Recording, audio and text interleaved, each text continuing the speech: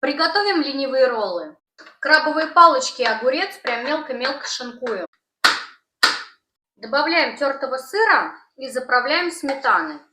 Берем упаковку от яиц и убираем крышку.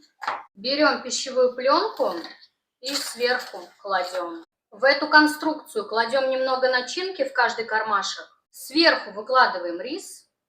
Хорошенечко все это утрамбовываем и листики нори кладем. Всю эту красоту в холодильник часа на 2.